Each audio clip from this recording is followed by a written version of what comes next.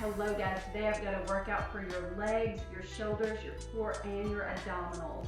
Take your time with this, you will need weights. You're gonna wanna try to successfully get through this workout 3 times, and then we've got a finisher that might make you cry, but hang in there. It is worth it. You'll feel it for sure the next day.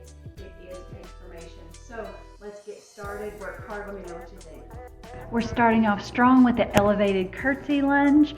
You just want to make sure that your hip and your knee go away from the body, not towards your midline, and that your knee stays in line with your toes. I've got 2 20-pound dumbbells here, and if you want to regress, you can do this off of a flat surface and not an elevated surface. We're going to work for 8 to 12 reps. We're working the posterior delts. We've got the rope implement. You're going to take that middle piece that's metal and aim it right for the middle of your forehead. I think I've got 20 pounds here. We're going for 8 to 12 reps, a quick pull and a slow eccentric. Remember to use the backs of your shoulder, your posterior shoulder, and your scapula to pull. We're pressing our feet into the floor, engaging our quads, our glutes, our belly button is in, our chest is tall, and our scaps are back, and we're going into the pull-off twist. You're going to take this from your one shoulder to the other. It's an anti-rotational exercise. You should feel this all over. This is a 25-pound crossover symmetry band. Find a band. You can also use a machine for this, but you should feel this everywhere, and you should be exhausted by the time you're done if you're doing it right. And one of my absolute favorites, the slow and lows. This is a foundational strength exercise. You're using lightish weight. Here I've got 65 pounds. I think off camera I did 85, just so you have an idea. I weigh about 125. But it's most important that you do the weight that you can move well. So you're making sure you go down low, no butt wink, as low as possible then for you.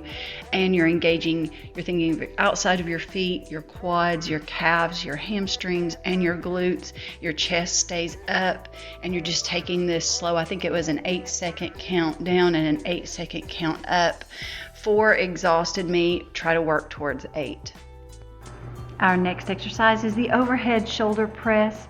Here I've got 2 30 pounds. We're going to go from 6 to 12 reps. Really concentrate that your legs are straight out in front of your belly button is pulled in, your chest is tall, and you're leaning forward. Make that full range all the way down to the shoulders until your straight up biceps are close to your ears. Breathe deep, take your time. You know that I love a V-up. I've got 2 variations here. One is starting from a hover and one is starting from the floor. Aim small. So start off, lift your feet about 10 inches off the ground. Make sure that your torso follows suit. And you're contracting, you're bringing your belly button into your backbone, and that's where it's going to contract and bring your body up. This is so good for the core too as you learn to balance. Take this slow. We're back to our quads with a heel elevated goblet squat. I think this is a 50-pound weight here.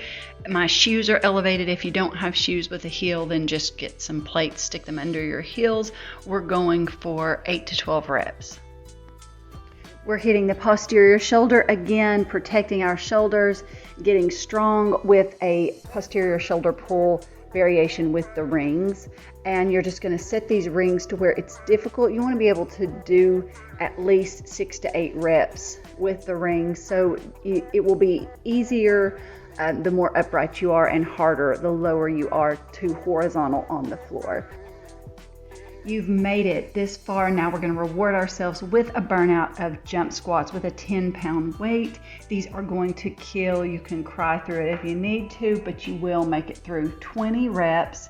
Take a minute rest. Do another 20 reps. Then go home, eat your protein, eat your good carbs, your fats, and just relax and repair the muscle at home with your rest and your food.